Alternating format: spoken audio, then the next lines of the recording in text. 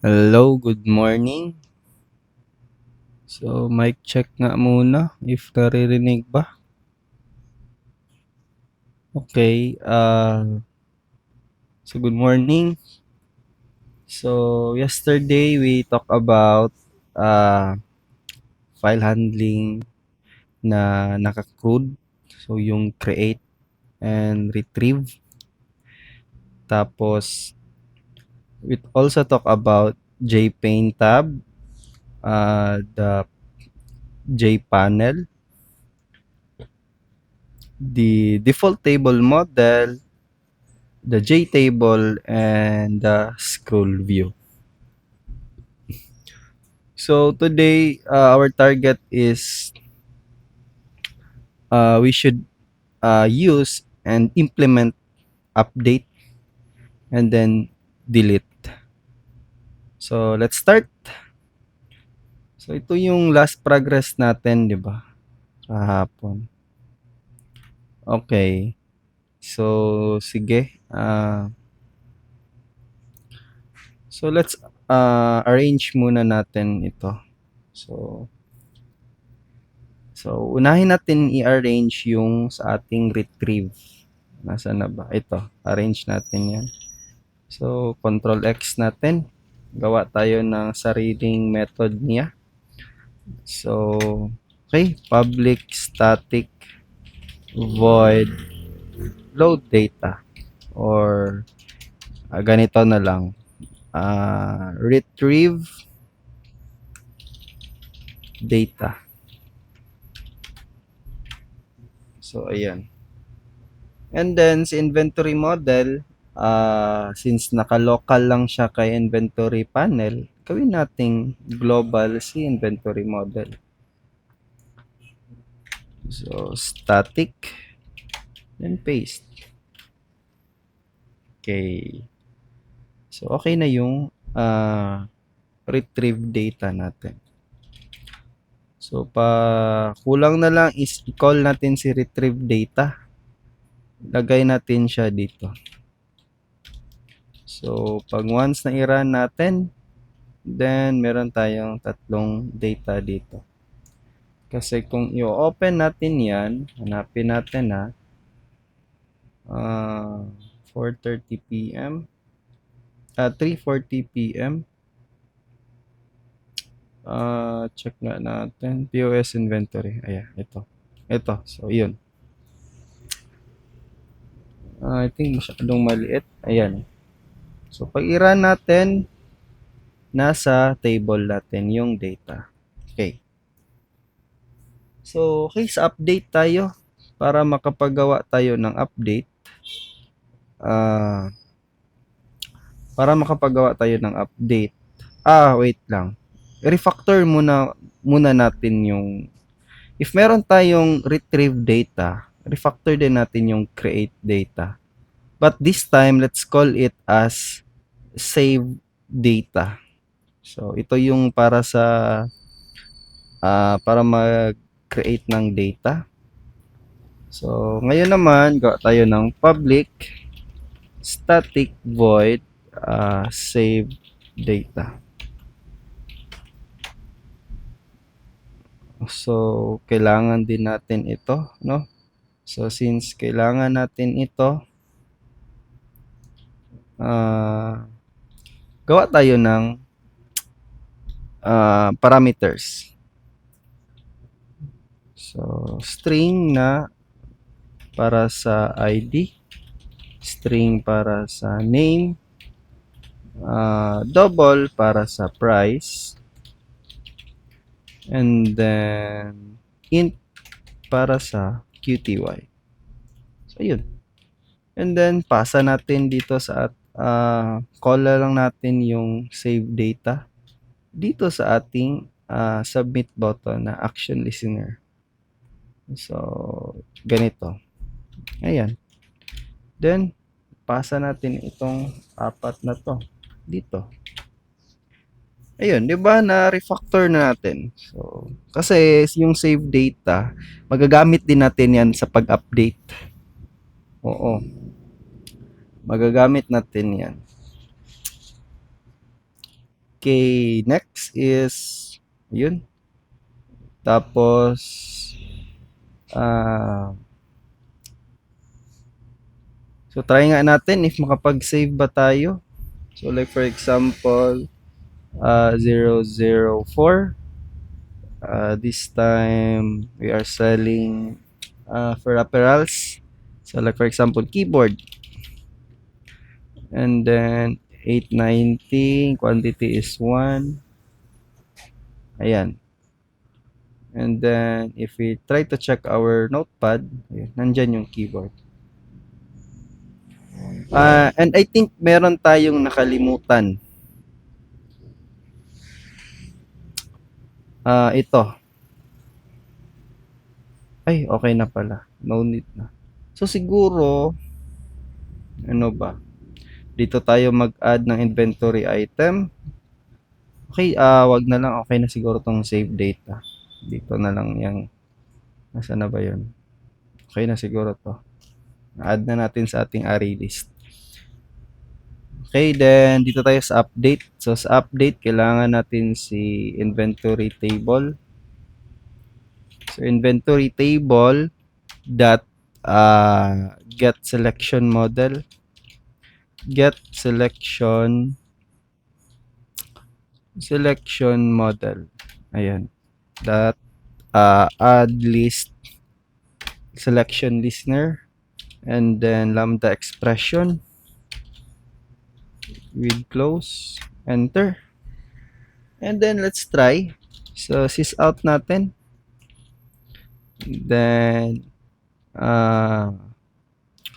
debug lang. So debugging, so to check if working ba. So ano ba to? Purpose nito is para pag na-click natin yung row, ayan. So ayun, debugging. Ayan siya. So I think napansin ninyo, dalawa ina-output niya. So to fix that, kailangan natin ito. If e dot get value is adjusting, so in order to prevent na duplicate yung pag run ng ating listener, so kailangan natin ng ganito. So i-run natin, try natin, ayun, isa na lang siya. So na-prevent natin. So again, run natin ulit, pag-click, ayun. So ang target kasi natin sa update, ito is para sa update ito. Para sa update. Ito naman is para sa create. Kasi gusto natin, pag na-click natin yung table na sa row, is, for example, run natin ha, click ko yung egg. Dapat, yung 001 na ID nakalagay dito, yung egg na name nakalagay dito. Then, dito tayo mag-edit. So, dapat wag tayo mag-edit dito. So, dito tayo mag-edit. Example, ganyan. So, dapat di tayo mag-edit. Dito dapat sa mga input field. So, para ma-prevent yan, hanapin nyo si JTable nyo, si inventory table. Gawa natin ng public boolean is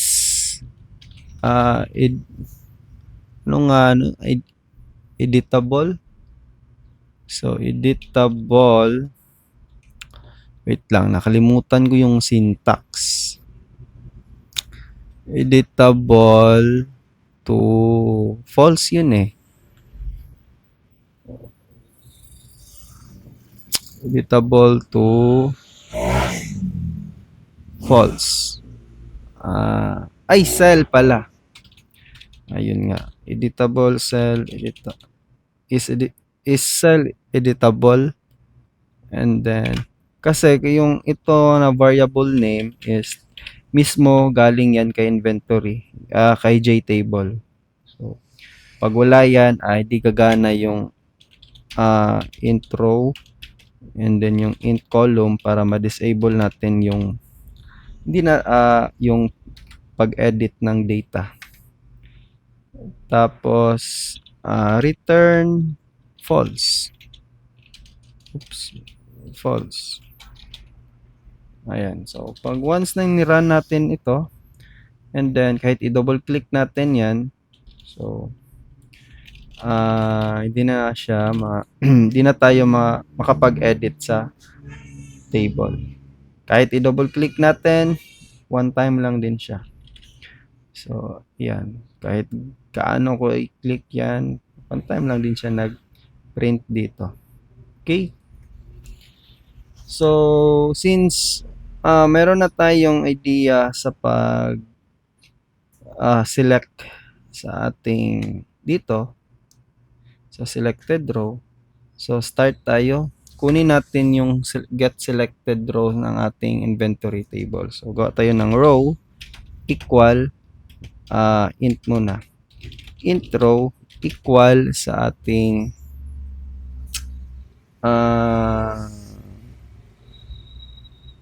inventory. Yeah, inventory table that get selected row. Then try natin i-print if meron ang anong row ba yung na pindot natin. Ayun. So index pala siya. So ito yung 0, 1, 2, 3. So naka-array din siya. Yeah. So now, next is check natin. So ito, ang tawag nito is guardian. So guardian. So guardian pattern yung tawag nila dito. So saan ko ba to natutunan tong guardian pattern na term? So sa Udemy ko to natutunan. So gumagawa sila ng ganito para to prevent error. Kasi mangyayari kasi niyan if sometimes kasi pag nag-refresh yung table, ito minsan nagre-refresh to depende sa action na ginawa natin. Nagiging negative 1 yung row. So, kaya gawa tayo ng if row is equal sa negative 1, then dapat wag natin i-continue yung action dito. So, kaya return. And then, kailangan din or if yung row natin, if ang row is greater than, if greater than siya or equal siya sa ating inventory items dot size, then dapat i-return din natin. Kasi nga, yung row is index. Like for example, yung size, ang size mo is 30. And then yung row mo is 30. And then mag-error yan. Kasi dapat yung row mo is limit lang siya hanggang 29 if yung inventory size mo is 30. Kasi index kasi yung kinukuha ng get selected row. So now, after nyan, pwede na tayong mag-set ng text. So, set natin yung text. Wait lang ha. Dito, kunin ko nga yung, wag na lang. Dito na lang. So, ilagyan natin ng field para consistent yung mga variable naming natin. Ano pa ba? Ito. And then, ito din. Yeah, ayun. So, wait lang. So, ito. Kunin natin ito, set text. And then, instead na empty string, yung gawin natin is set natin yung selected natin na row. Ito. So, paano ba natin makuha yung mga column? So, instead na sa column natin kukunin, dito natin kukunin sa ating inventory items. Okay. So, gawin natin is item. tapos selected item equal sa ating inventory items that get get index, tapos yung row.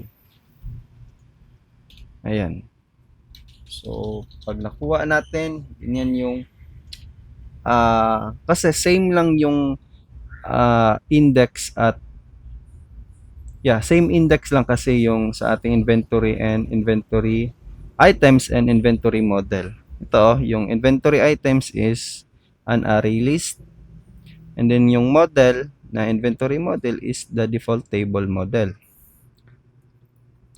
So, bali ito is naka-parallel na data siya. Okay. Then next is, since nakuha na natin yung selected item natin, kung anong row na siya, then kunin natin. So, gamit itong index, then dot get ID. Dito naman, selected dot get ID din. No, name pala. Pero actually, itong ginawa ko sa statement 83. So, napaka-delikado ito if nasa industry ka na. Kasi, hindi kasi advisable yung parallel na data. So, much better i-try mo i-search siya. So, like for example, ganito. Ganito yung gawin natin. So, if magpo-for loop ka nito, so for each pala. For each. So, for each. So, kapag ganyan, pwede din ito. So, disregard muna natin itong sa baba. So, ganito yung idea ko. So, sa for each natin, so, kunin muna natin yung object ng ating nakuha na kunin natin yung ID. Kasi yung ID is from the word ID, identity, unique yan siya. So, if our row is, wag na tayong mag equal sa -1 kasi meron na tayong guardian pattern dito. So, if our diretso na.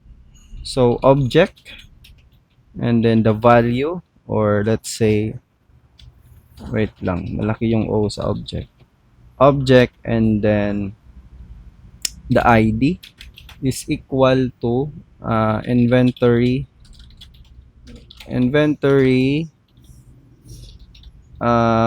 table that get value at row and then kung anong column. So, column 0, which is yung ID.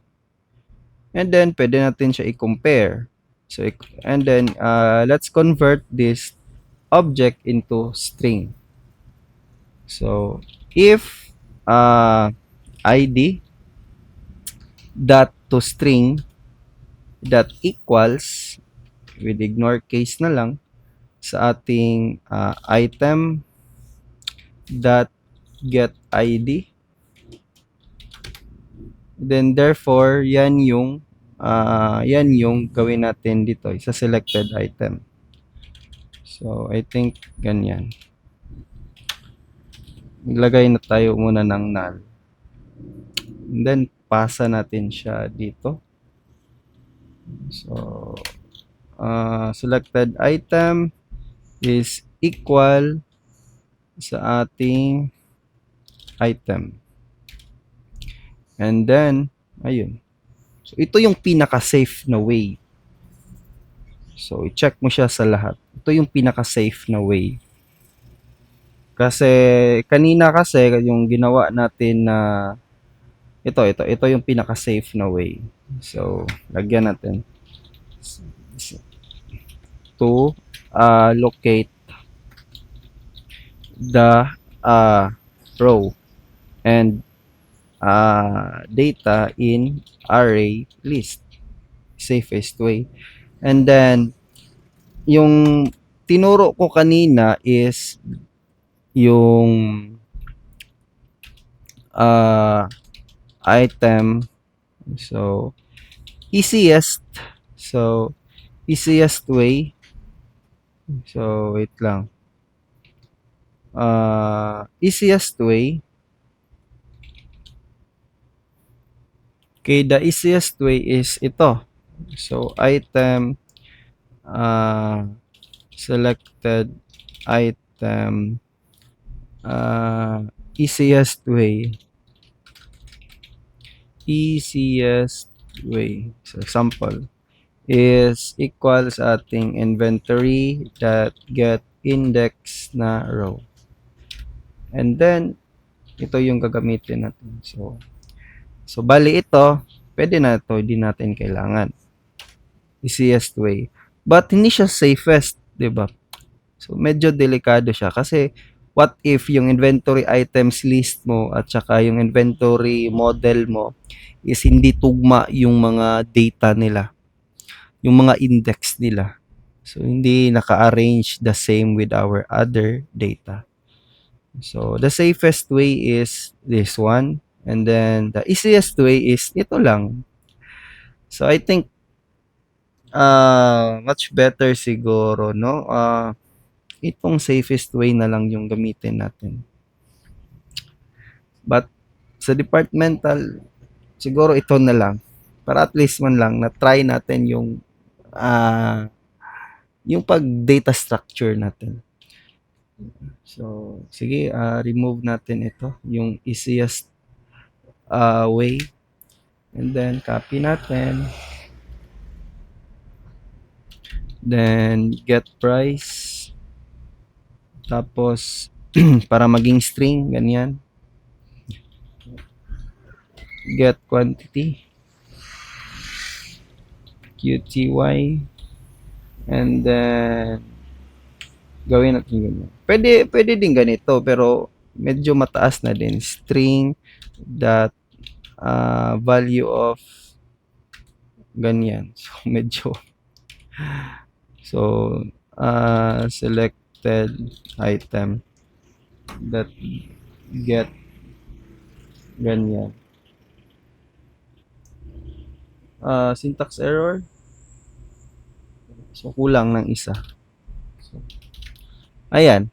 Pili ka yung string value of para ma-convert siya into string or ito.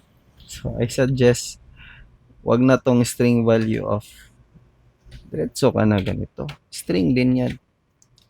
You are combining the integer with empty string. So, and then, pag i-run natin yung program, pag-click natin dito, ay, wait lang. Nag-return siya. So, nag-return siya. So, I think yung inventory item natin is walang laman. Kasi sa ating load data, ay, yeah, wala ngang laman sa ating load data. So, bakit walang laman? I-try natin ha. I-print natin yung inventory items. So, inventory items, ito yung print natin, sysout natin. Dot size. Tingnan natin kung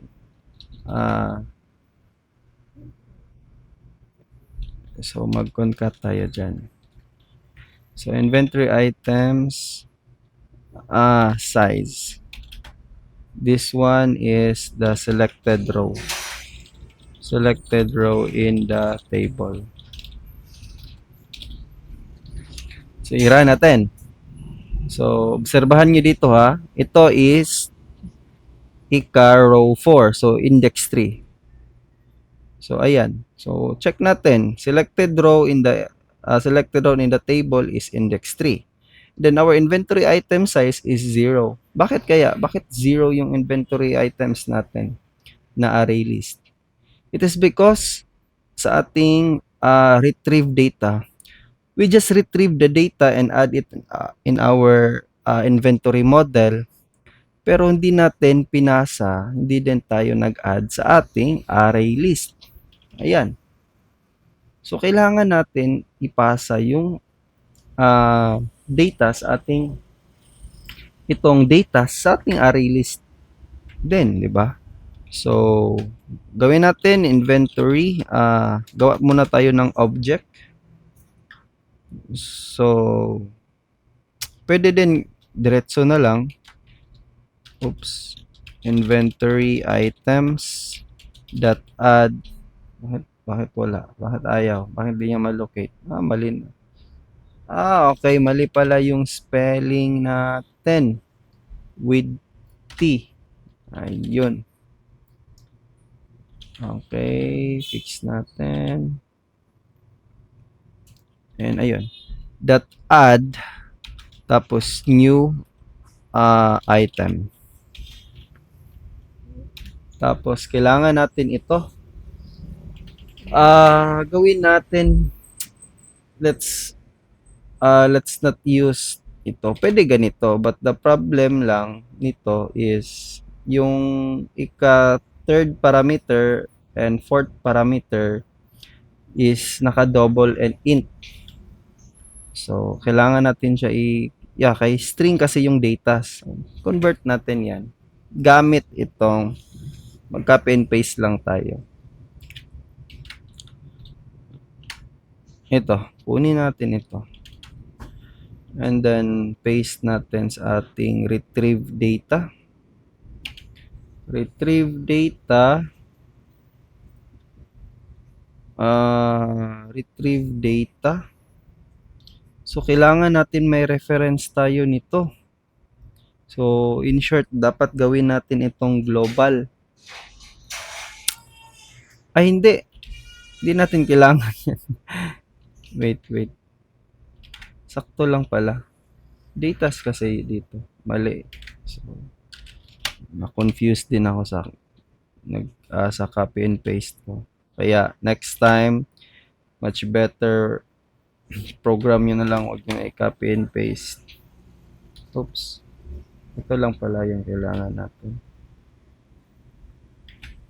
ID is index 0, name is index 1, price is index 2, quantity is index 3.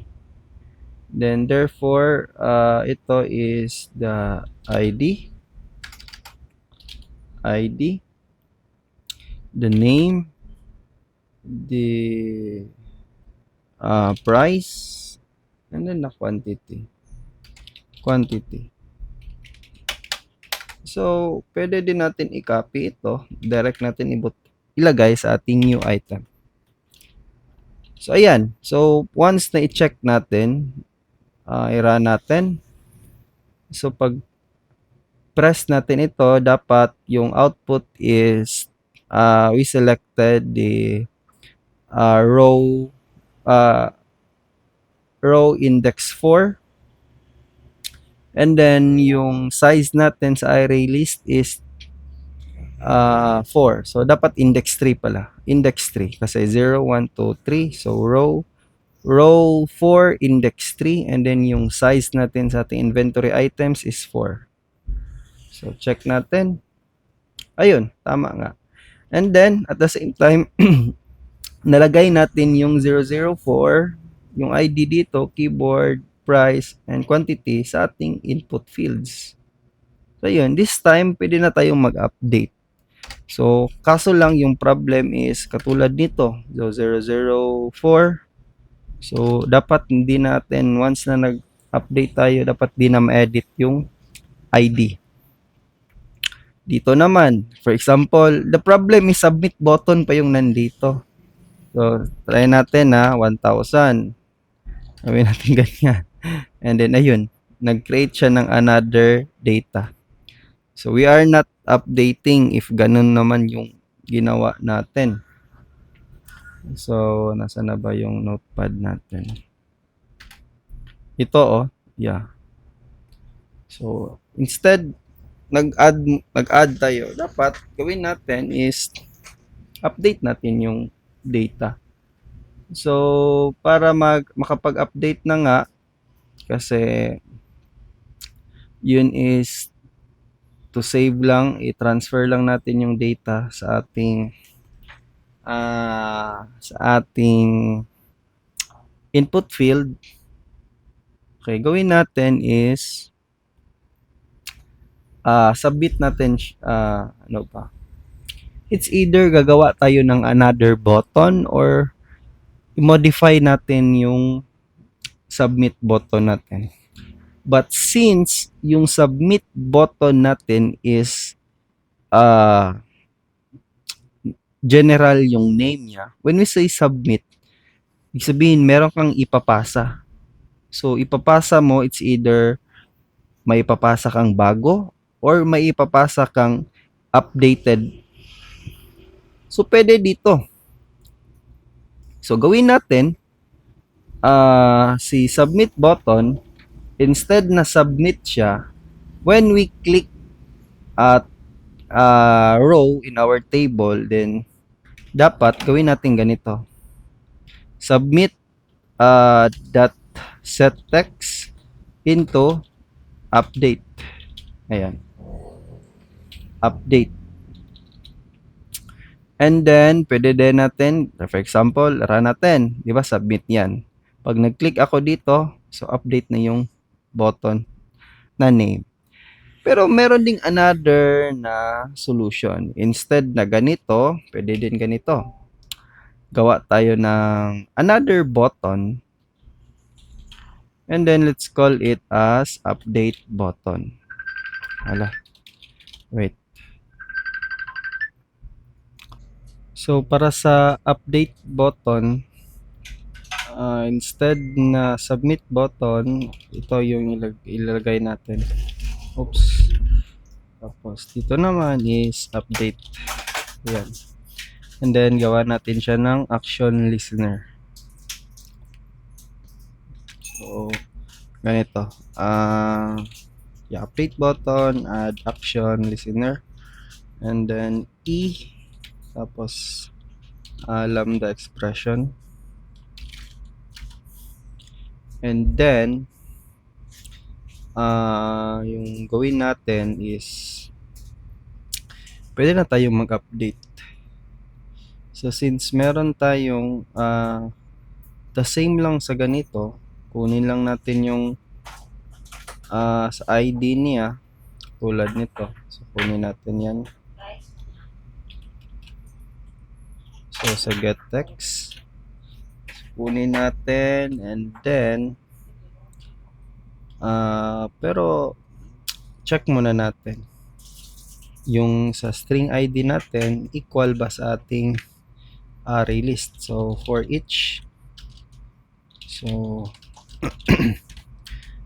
for each na item, so maybe we use IT, and then if IT dot get ID that equals ignore case sa ating ID na ito, yung ID ito, this one equal sa ganyan, and then set natin sa ating sa ating name, price, and quantity. So gawa natin. Okay. Oy, wait lang. Asan ba tayo nag-edit dito? Okay, dito. So, wait lang ha. Dito, okay, ito. So, gawa natin siya ng mga setters niya. So, ito yung mga setters. So, set name, set price, set quantity. Bakit walang ID? Kasi nga, again, hindi natin pwede i-modify yung ID. Kasi nga, ID is identity, unique yan siya.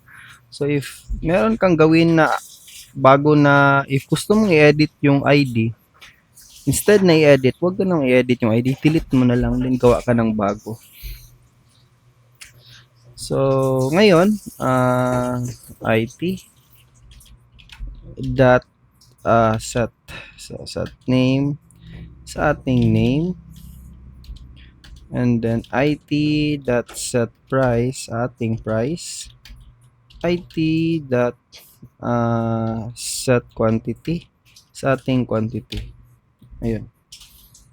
And then, ito is nasa array pa lang ito, sa array list natin. Kailangan din natin i-update yung table. So, to update the table, so mag for each tayo. So, this one. So, kunin natin lahat sa ating per row. Yes, per row siya. Nasa na ba? Dito. So,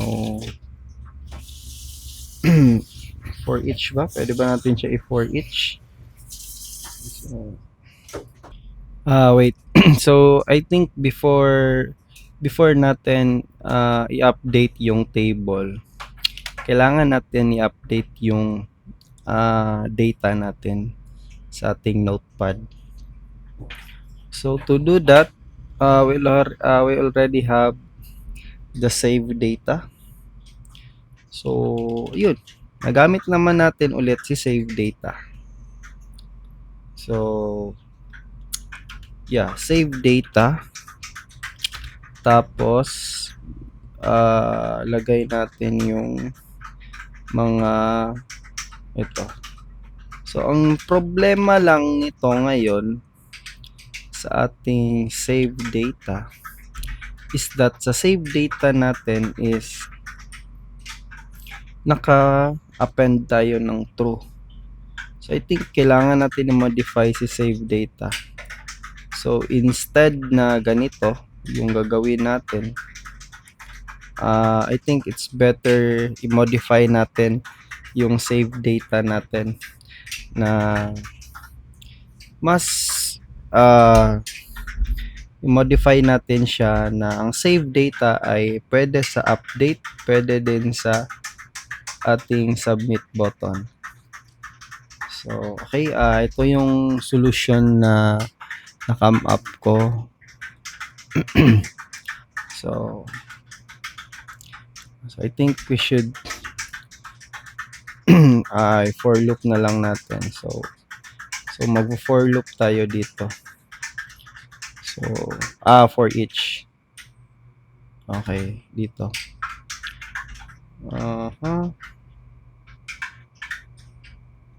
So, huwag na natin gawing true yan.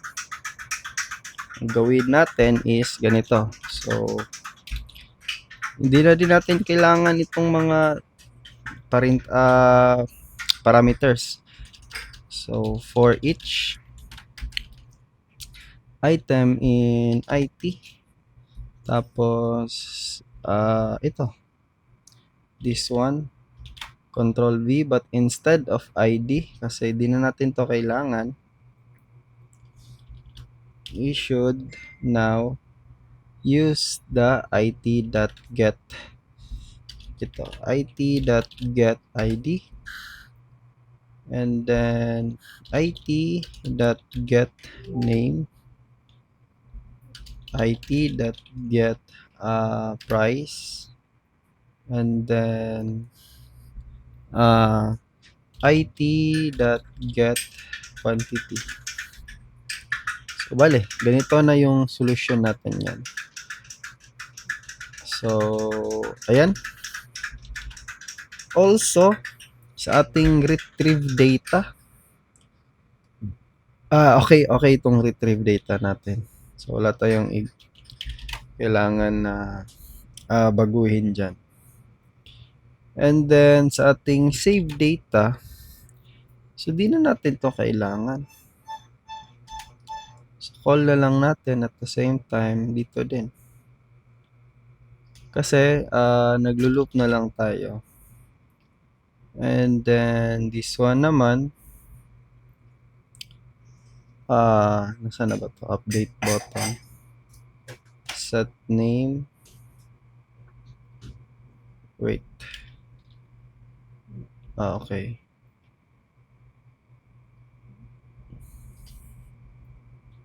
So, if, wait lang undefined type item. Nangyari nito. Try natin i-save. Ayun. Hindi natin na-save yung item.java na file. Kaya nag-error siya. So, ayun. Wala tayong ginawa dito. Fix na siya. So, then, save data. And then, actually, pwede nating tawagin si retrieve data dito sa ating update. Pwede ganito. Kasi nga, si retrieve data kasi is niloloop niya ang table. But the problem, ganito mangyari niyan. If kailangan natin i-clear yung table, yung inventory model, bago natin i-retrieve yung data. So, i-run natin. So, again, click ko si egg. And then, modify natin. Instead na egg, no, egg siya, but the price is 9 pesos. The quantities, nag-add tayo ng stocks, naging 400 na. So, gawin nating update. So, makikita nyo, nag-duplicate, but this time, nandito yung 9, to yung 400. So, kailangan natin i-clear yung data sa dito. So, para ma-clear siya, gamitan natin ng ano nga syntax na nakalimutan ko. So,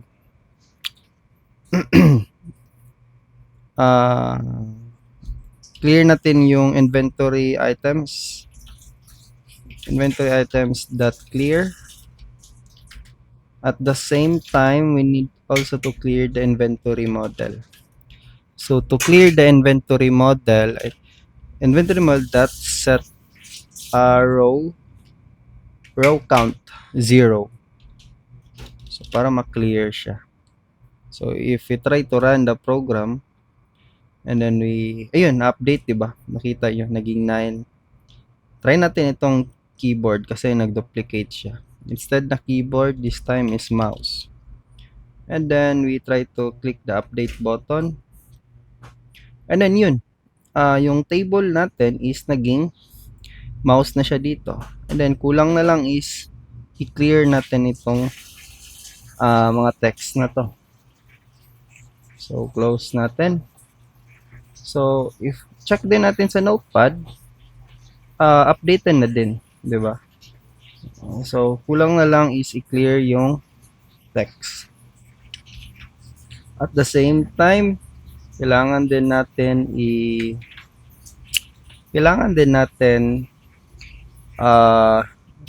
hindi pwede dapat ma-edit yung ID. Tulad nito, pwede nating ma-edit, di ba? So, ayun, naging dalawa na yung nagka-problema siya. Kasi nga sa ID tayo nag-check. Ito, get item ID. So, to fix that, kailangan natin ng set to yung sino nga yung ID field ito. Set natin siya na hindi pwede ma-edit. Dito tayo sa click ng table. So, once pag na-click yung table, dapat dito sa taas that set editable to false. And then, after natin ma-edit, after natin mag-click ng update, then let's set our ID field to true. It means pwede na. At the same time, si button din. If pag meron tayong nag-click tayo ng update na method sa row, kailangan din natin i-hide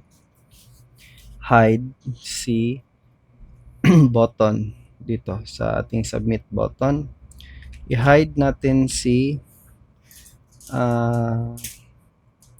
update button set visible to false, true. And then set visible to true, and then si submit button is hindi siya dito. Dito siya sa ito. Si submit button naman set visible visible to false. Ayan. Okay? Set visible to false. At the same time, si update btn set visible to true. And then, kabaliktaran sa ating update button, kunin din natin si ID field dito sa ating update button, ito sa baba, gawin nating true. Si submit button gawin nating true, and then si update button na naman ang tatabunan natin. So ang kaso lang, yung problema is si update button is naka-show tulad nito, submit. Click pala tayo ng data. Ayan, doon pa nagtatago yung data. So pag nag-update tayo, ayan. So para masolusyonan yan, i-hide natin si update button sa baba ng pag-declare natin sa kanya. So once i-run natin, ayun, wala na yung update button. And then like for example, if we click itong 002 na ID, and then hindi na tayo pwede mag-edit ng ID. So pwede natin ma-fix ito. So yung milk 13, we have 299 ang quantity. Ayan. Pero another problem, if mag-add tayo ng another, bali same na ID but different name, different item but same ID, magkakaproblema na naman tayo nito. Tulad ng 005, and then let's say camera 450 kasi computer camera yan. Meron tayong dalawang quantity. Submit natin. Ayun, hindi dapat pwede na same yung ID. Kasi like for example, gusto ko i-modify si camera. Gawin ko siyang cameras. Camera na GoPro. Tapos 20,000. Mangyayari nito, si mouse ang may edit. Kasi si mouse yung unang mabasa sa loop ng ating array list. Ayun. Pati nga sila dalawa. So, yun ang problema. Okay, para ma-prevent natin yan, na mag-add tayo ng same, dito tayo sa ating submit button. Okay. If, dito, gawin natin is, if yung ID that equal siya. So maglulup pa muna pala tayo dito. So for each item, if ID that equals ignore case sa ating item that get ID, if merong nag-true niyan, kahit isa man lang, dapat di tayo pwede makapag-input ng data. So dapat i-return, wag natin, dapat di siya makapag-submit. So show natin dito, siguro ganito, J option pane, maliit yung P, J option pane that show message dialog box. Sabihin natin dito na ID is already taken. So, bali ganyan. Wait lang. Hanapin nga natin yung sysout na to. Saan ba natin yan nilagay? I think dito sa ating table. Nasaan na ba yan? Ito. So, remove natin yan. So, run natin. So, I think clear muna natin. Remove muna natin ito. So, para wait lang. Ano ba nagka-error? May wait lang ba tayo mag-run? Nasabi dito, index out of bounds.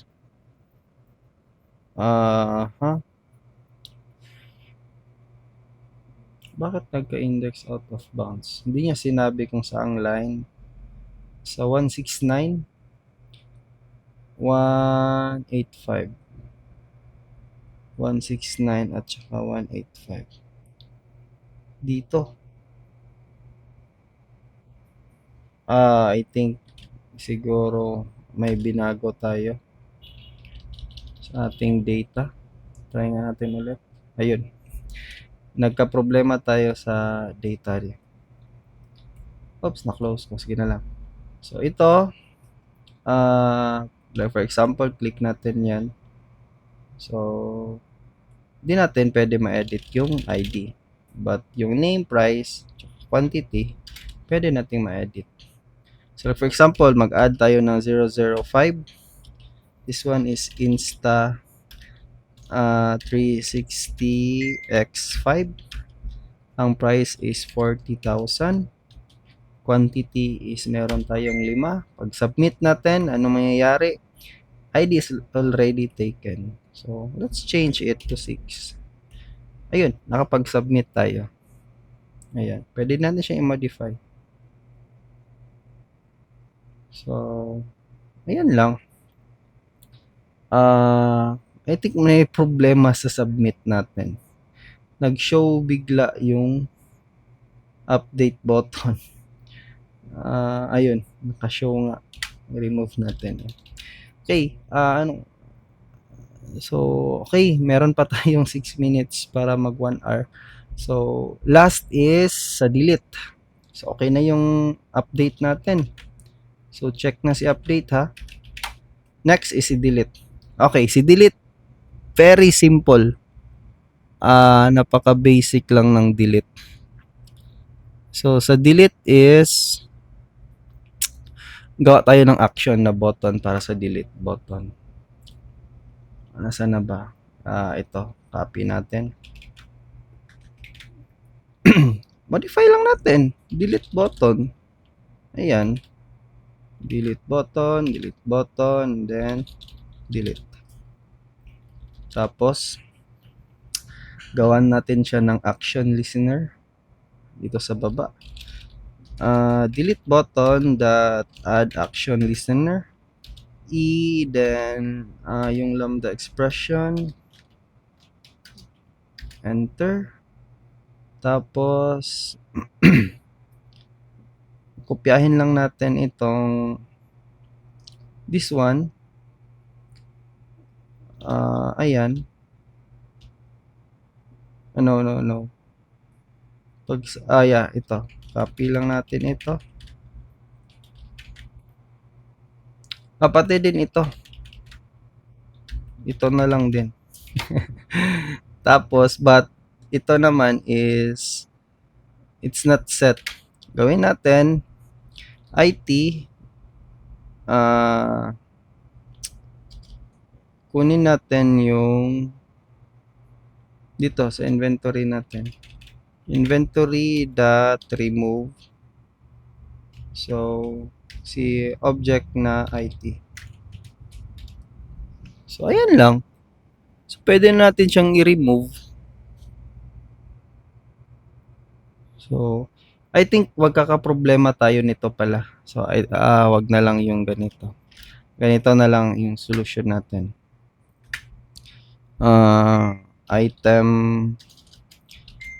Item, tapos to be removed.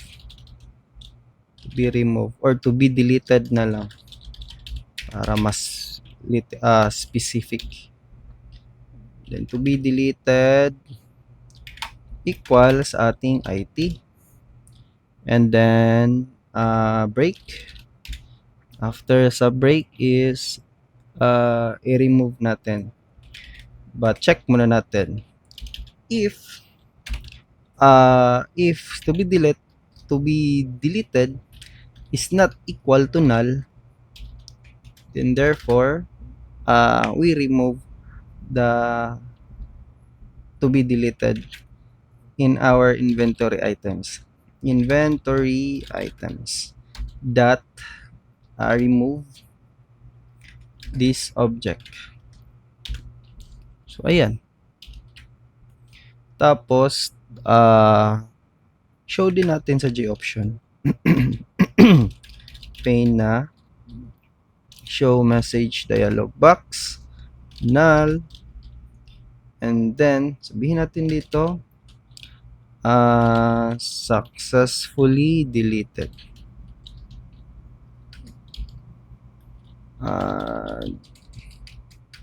Deleted. And then kailangan din natin ng button para sa ating delete btn dot set visible to false. Tapos update natin dito sa ating update button. Need din natin i-show si delete button. Show natin siya. And then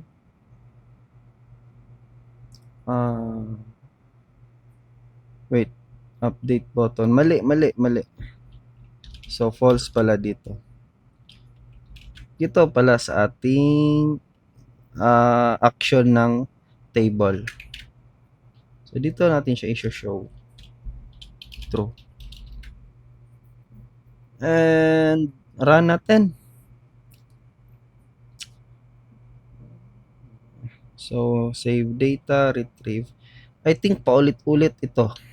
Ito umulit din sila dito sa ating delete button. Also sa ating submit button. Pero wait lang, bago natin yan i-refactor, try muna natin yung delete. So for example, gusto kong i-delete tong egg na to. Or itong mouse kasi overpriced. So i-delete natin. So ayun, pwedeng i-update, pwede ding i-delete. So i-delete. So successfully deleted, then magre-refresh ang data. Check din natin sa notepad. And then nawala yung mouse since siya yung dinilit natin. Ito, wala na nga siya. Try naman natin i-delete si Insta360. So i-delete natin. So pag delete natin, okay, check natin sa ating data sa notepad, na-delete din. So ayun. Yun. Okay, sakto 1 hour na. So I think need lang natin, meron tayong i-fix. Ang i-fix natin is i-refactor natin itong set text kasi nga paulit-ulit sila dito. So ayun, na-refactor na natin instead na yung sobrang haba na kanina. So ni-refactor natin, gumawa tayo ng method na nilagay na lang natin dito kasi nga paulit-ulit. And then kinall out natin siya sa ganitong method. So control F natin. So ayun, meron tayong tatlo. So refactor natin. So i-refactor din natin yung ito sa ating submit button. I think pwede natin gamitin ito sila. Ayan. So pwede natin yan instead na sa ating submit button yung save data, I think pwede din natin lagyan ng retrieve data. But this time, pwede nating i-remove this one. Pwede natin siyang i-remove. So, ayun, na-refactor natin. Try natin ha. Mag-add tayo. Sabihin natin 1, 2, 3. Yung name is ano ba? So, for example, type C na cable, and then 180 pesos. Meron tayong 5. So, submit. Ayun. So, same output pero different code. Mas lumiit yung code natin kanina, sobrang haba. But since nga naka-method tayo, so pwede nating ma-reuse yung function. So, kahit i-close pa natin yan, i-open natin, so same pa rin dito. Update natin itong Type-C cable kasi nagmahal na daw yung price, naging 260 na. So, update natin. Ayun, 260 siya dyan. And then, sa ating notepad, naging 260 din dito. So, ayun. Okay na. Meron tayong update and delete. So, wait lang ha. Paraan pa to. So, run natin ulit. So, pwede nating i-delete sila. Delete. So, delete.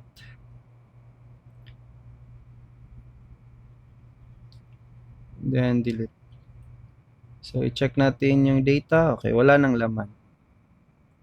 So, if mag-add tayo ng data, for example, yung ID is ganyan.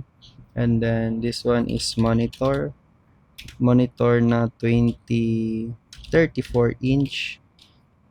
Tapos, price is 25,000. Ang quantity is 2. Submit. Check natin sa notepad. Meron. Edit natin. Yung ganito. Inch. Lagyan natin siya ng brand. So, Xiaomi. And then, naging to 25,999. Then, isa na lang. Then, update. And, once na pag na-click ko ito, mag-update yan. Okay. So, yun lang. Ito yung exam natin. Ito yung babasihan natin. Yung lalabas na mga quiz ay galing dito sa ating item na Java class and main class. Okay? Dito. So, okay. Goodbye and see you sa ating exam.